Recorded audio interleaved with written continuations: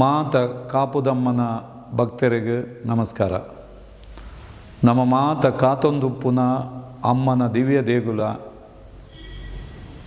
ಕಾಮಗಾರಿ ಪೂರ ಮುಗಿಯೊಂದು ಬರೋನುಂಡು.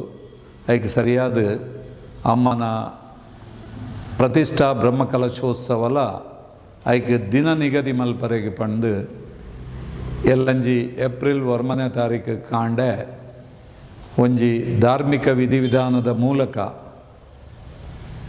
ಆ ದಿನ ಸಮಯನು ನಮ್ಮ ಕುಮಾರಗುರು ತಂತ್ರಿಲು ಘೋಷಣೆ ಮಲ್ಪರೆಯುಲ್ಲೇರು. ಈ ಒಂಜಿ ಕಾರ್ಯಕ್ರಮ ವಿಶೇಷ ರೀತಿ ನಡಪುಂಡು ದೇಗ್ಪಂಡ ಅಮ್ಮನ ದೇಗುಲ ಎಂಚ ಒಂಜಿ ವಿಶೇಷವಾದ ತಯಾರಾತಂಡ ಅಂಚೆನೆ ಈ ಕಾರ್ಯಕ್ರಮಲ